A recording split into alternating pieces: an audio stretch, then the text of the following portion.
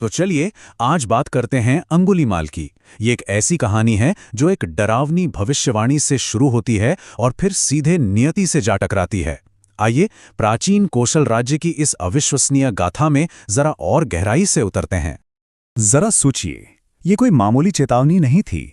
ये तो एक दिल दहला देने वाली भविष्यवाणी थी जो शाही ज्योतिषियों ने उस बच्चे के जन्म की रात को ही कर दी थी। कहानी की शुरुआत होती है राजा प्रसेनजित के कोसल राज्य से। यहाँ राजपुरोहित भग्गव के घर एक बच्ची ने जन्म तो लिया, पर यह जन्म किसी उत्सव का नहीं बल्कि एक बहुत ही भयानक अपशकुन का संकेत लेकर आया था। जिस रात उस बच्चे ने इस दुनिया में पहली सांस ली ना, पूरा का पूरा राज्य दहशत से कांप उठा। बाहर भयंकर तूफान गरज रहा था और ठीक उसी पल राज्य के सारे हथियार, चाहे वो महल में हो या किसी किसान की झोपड़ी में, एक अजीब अशुभ लाल रोशनी से धधकने लगे, मानो आने वाले खून खराबे का इशारा कर रहे हों। और इस भविष्यवाणी ने देखिए पिता और राजा को आमने सामने लाकर खड़ा कर दिया। पिता इतने डर गए थे कि उन्होंने इस अनर्थ को रोकने के लिए बच्चे की जान लेने तक का सुझाव दे डाला, लेकिन राजा प्रसेनजित ने इसे अपने लिए कोई बड़ा खतरा नहीं माना और बच्चे को जिंदा छोड़ दिया। ये एक ऐसा राजनीतिक फैसला था जिसने अनजाने में ही एक खौफनाक भविष्य पर मुहर लगा दी थी। नियति के इस क्रूर मजाक को बदलने की एक आखिरी, कह सकते हैं एक बेबस कोशिश में माता पिता ने उसका नाम रखा अहिंसक। ये नाम एक उम्मीद थी, एक प्रार्थना थी कि उनका बेटा कभी भी हिंसा के रास्ते पर न चले। खैर, कई साल गुजर गए और एक पल को तो लगा कि शायद वो भविष्यवाणी गलत साबित हो जाएगी। अहिंसक बड़ा होकर एक ऐसा नौजवान बना जो अपनी भविष्यवाणी के एकदम उलट था। अहिंसक एक आदर्श छात्र था। सोचिए, उसमें 7 हाथियों जितनी ताकत थी, फिर भी वो एकदम विनम्र और शांत था। अपनी कमाल की बुद्धि और सेवा भाव के चलते वो बहुत जल्द तक्षशिला में अपने गुरु का सबसे चहेता शिष्य बन गया। ऐसा लगने लगा मानो वो डरावनी भविष्यवाणी बस एक बुरा सपना बनकर रह गई हो। लेकिन कहते हैं ना, जहां काबिलियत होती है वहां हसद करने वाले भी पैदा हो जाते हैं। उसकी यही असाधारण प्रतिभा और गुरु का उस पर खास दुलार बाकी छात्रों की आंखों में बुरी तरह खटकने लगा और धीरे धीरे उनके दिलों में ईर्ष्या की आग भड़क उठी। और बस यहीं से कहानी ने एक ऐसा विनाशकारी मोड़ लिया जिसने अहिंसक की पूरी जिंदगी को हमेशा के लिए बदल कर रख दिया। उसके साथियों की ईर्ष्या अब एक घिनौने षड्यंत्र का रूप ले चुकी थी। उन छात्रों ने मिलकर एक बहुत ही सोचा समझा जाल बुना। वो अलग अलग गुटों में गुरु के पास गए और बार बार उसके कान भरने लगे। पहले ये झूठ फैलाया कि अहिंसक उनकी गद्दी छीनना चाहता है, और जब उससे भी बात नहीं बनी तो गुरु की पत्नी के साथ उसके अवैध संबंधों का सबसे घिनौना इल्जाम भी लगा दिया। अब देखिए, शुरू में तो गुरु ने इन बातों पर यकीन नहीं किया, लेकिन जब एक ही झूठ 100 बार बोला जाए तो वो सच लगने लगता है। धीरे धीरे उनका विश्वास डगमगाने लगा और उनके मन में प्यार और भरोसे की जगह डर और शक ने ले ली। गुस्से और शक में पूरी तरह से अंधे हो चुके गुरु ने बदला लेने का एक ऐसा भयानक तरीका सोचा। उन्होंने अहिंसक से गुरु दक्षिणा के पवित्र रिवाज की आड़ में एक ऐसी चीज मांग ली जो किसी की भी रूह कंपा दे। अहिंसक के सामने एक ऐसा धर्म संकट आ खड़ा हुआ जिसकी कल्पना भी नहीं की जा सकती।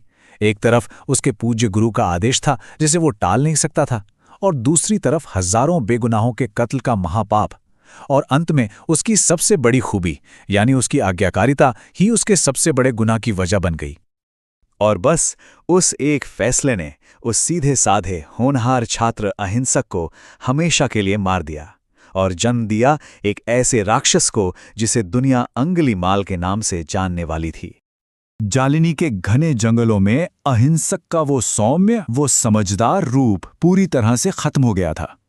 अब वो सिर्फ एक बेरहम कातिल था जिसका दिल पत्थर का हो चुका था। वो अपनी गिनती भूल न जाए, इसलिए हर कत्ल के बाद वो शिकार की एक उंगली काटकर उसे अपनी माला में पिरो लेता था, और इसी खूनी और डरावनी माला ने उसे उसका बदनाम नाम दिया अंगुलीमाल। अंगुलीमाल की दहशत पूरे कोसल राज्य में आग की तरह फैल गई। लोगों ने उस जंगल के पास से गुजरना ही बंद कर दिया। गांव के गांव वीरान हो गए और हालत इतनी खराब हो गई कि राजा की अपनी सेना भी उसका सामना करने से डरने लगी। अंगुलीमाल अपनी उस भयानक कसम को पूरा करने के अब बस एक कदम दूर था। और अब कहानी उस मोड़ पर पहुंच रही थी जहां अच्छाई और बुराई का आखिरी टकराव होना तय था। उसकी माला में ठीक 999 उंगलियां पूरी हो चुकी थीं। अपनी प्रतिज्ञा पूरी करने और अपने गुरु को दक्षिणा देने के लिए उससे सिर्फ एक और उंगली चाहिए थी। तो सवाल यह था कि वो आखिरी शिकार कौन होगा, किसकी उंगली उस खौफनाक माला को पूरा करेगी। और तभी उसी जंगल में 3 जिंदगियां एक ही रास्ते पर आ टकराईं। एक तरफ थी एक मां जो बेटे के प्यार में अपनी जान की परवाह किए बिना उसे बचाने चली आ रही थी। दूसरी तरफ था अंगुलीमाल, जो अपनी कसम पूरी करने के लिए इतना अंधा हो चुका था कि अपनी मां को ही मारने पर उतारू था। और तीसरी तरफ थे भगवान बुद्ध, जो इस महापाप को होने से रोकने के लिए अकेले ही उस भयानक जंगल में चले आ रहे थे। तो क्या बुद्ध की करुणा उस काली भविष्यवाणी को झूठा साबित कर पाएगी जो अंगुलीमाल के जन्म के वक्त ही लिख दी गई थी? ये परम अच्छाई और परम बुराई के बीच एक ऐसा टकराव था जिसका नतीजा इतिहास को बदलने वाला था। आज हम एक ऐसी कहानी में उतरने वाले हैं जो हमें अंदर तक झकझोर देगी। ये कहानी है अंगुलीमाल की, एक ऐसा खूंखार हत्यारा जिसकी बुद्ध से एक मुलाकात ने सब कुछ बदल कर रख दिया। ये कहानी इस बात का सबूत है कि चाहे अंधेरा कितना भी गहरा क्यों न हो, रोशनी की एक किरण उसे भेद सकती है। कहानी का सबसे अहम मोड़, उसका दिल बुद्ध के कहे हुए इन्हीं कुछ शब्दों में छिपा है। ये कोई आम वाक्य नहीं था। ये शारीरिक गति के बारे में नहीं, बल्कि कर्मों के, मन के ठहराव के बारे में था। और इन्हीं शब्दों ने उस डाकू के दिल में एक ऐसी क्रांति की आग जलाई जिसने सब कुछ बदल दिया। जरा सोचिए, कोसल के घने जंगल हैं, 999 हत्याएं कर चुका अंगुलीमाल अपने 1000वें शिकार को देख रहा है। और वो शिकार कौन है? एक शांत सा भिक्षु। अंगुलीमाल अपनी तलवार उठाता है और उसके पीछे दौड़ पड़ता है, पर तभी कुछ ऐसा होता है जिस पर यकीन करना मुश्किल है। देखिए, ये कितना अजीब है। एक तरफ है अंगुलीमाल, जो हाथियों तक को पकड़ लेने की ताकत रखता है, घोड़े की रफ्तार से भाग रहा है, अपनी पूरी जान लगा रहा है। और दूसरी तरफ बुद्ध हैं, जो बस अपनी सामान्य शांत चाल में चले जा रहे हैं। फिर भी अंगुलीमाल उन तक पहुंच ही नहीं पा रहा। ये असल में शारीरिक बल पर आध्यात्मिक शक्ति की जीत थी। सोचिए उसकी हालत, पूरी तरह से थककर, पसीने में लथपथ और इस नामुमकिन से दिखने वाले नज़ारे से हैरान परेशान। अंगुलीमाल का सब्र जवाब दे जाता है।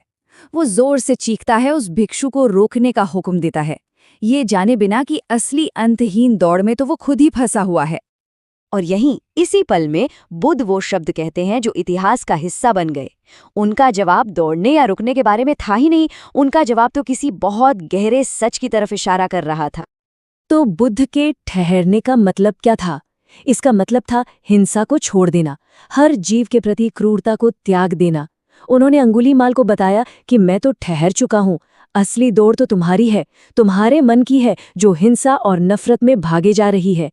ये शब्द किसी बिजली की तरह अंगुलीमाल के दिल पर जाकर लगे। और बस उसी एक पल में अंगुलीमाल का पूरा वजूद जैसे हिल गया। उसे अपने जीवन की सारी क्रूरता, सारी व्यर्थता एक साथ नजर आ गई। उसका वो पत्थर जैसा कठोर दिल पछताव में पिघलने लगा। उसने बिना एक पल सोचे अपने हथियार गहरी खाई में फेंके और सीधा बुद्ध के चरणों में गिरकर एक नई जिंदगी की भीख मांगने लगा। तो अंगुलीमाल भिक्षु तो बन गया, लेकिन कहानी यहाँ खत्म नहीं होती। असल में उसकी असली परीक्षा तो अब शुरू होने वाली थी, क्योंकि मन बदलने का मतलब ये नहीं था कि अतीत में किए गए कर्मों का फल नहीं मिलेगा। अब उसे अपने किए का हिसाब चुकाना था। बुद्ध की ये जीत कितनी बड़ी थी, इसका अंदाजा इसी बात से लगता है। खुद राजा प्रसेनजित, जो अंगुलीमाल को मारने के लिए पूरी सेना लेकर निकले थे, वो भी ये देखकर दंग रह गए कि जिसे तलवारें नहीं झुका सकी, उसे बिना किसी सजा के सिर्फ करुणा ने जीत लिया। देखिए, ये एक बहुत जरूरी सिद्धांत है। मन बदल सकता है, पर किए हुए कर्म अपना फल जरूर देते हैं।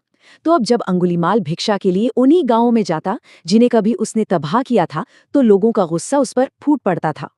लोग उस पर पत्थर फेंकते, कूड़ा करकट फेंकते। वो हर रोज लहूलुहान होकर लौटता।